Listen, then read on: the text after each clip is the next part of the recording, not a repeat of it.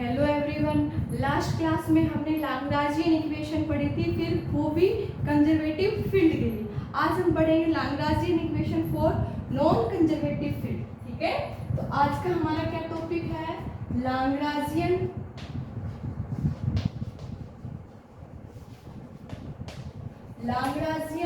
Equation for non conservative field.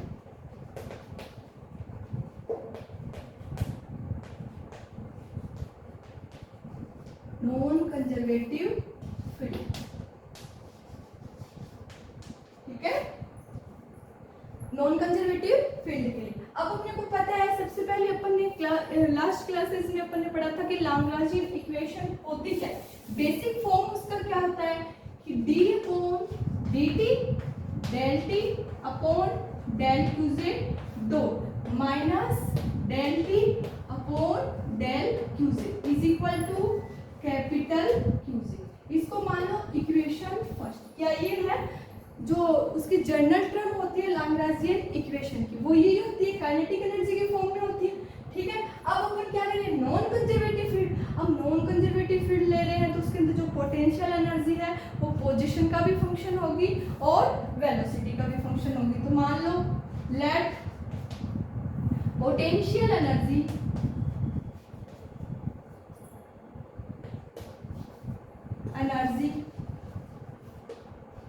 V is equal to क्या हो गई? V इक्वल टू मैंने ले लिया function of QZ dot. V equal to क्या होगा?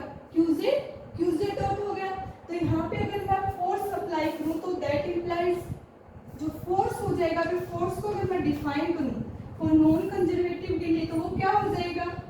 d अपॉन dt और del V upon del QZ dot minus del V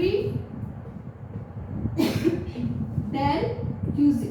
यही होगा किसके लिए? Force for non conservative field, force for non conservative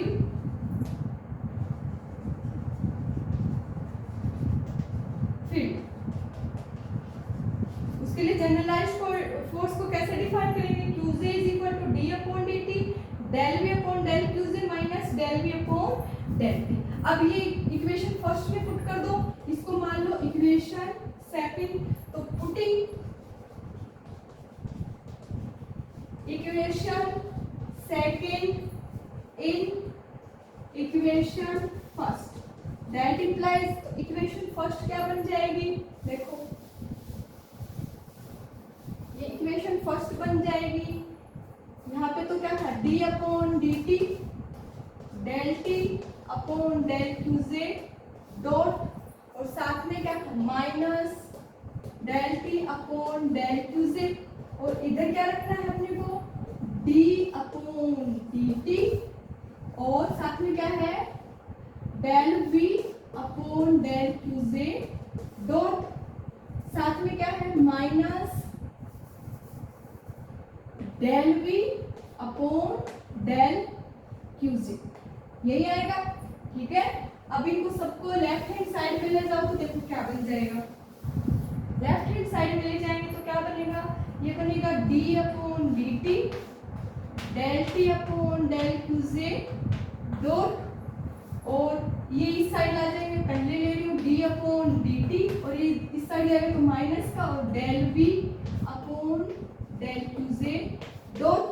ठीक है, ये है minus del t upon del QZ और ये इधर जाएगा तो plus del V upon del QZ equal to 0। इसमें से जो भी कॉमन आ रहा है उसको कॉमन ले लो। देखो d अपॉन dt कॉमन आ रहा है पहले तो del t upon del QZ dot तो del V upon del QZ dot. इसमें से क्या कॉमन आ रहा है? मैं माइनस कॉमन ले रही हूँ तो डेल अपॉन डेल QZ और ये बन रहा है t minus v equal to 0।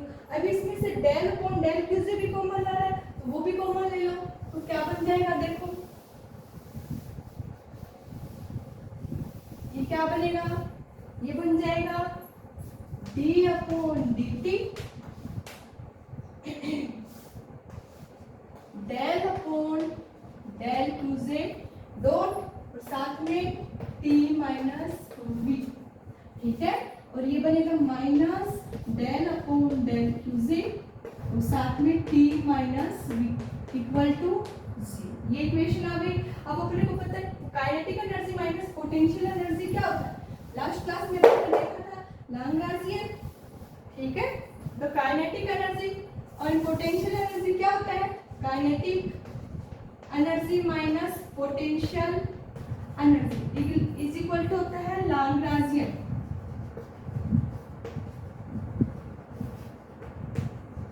ठीक है।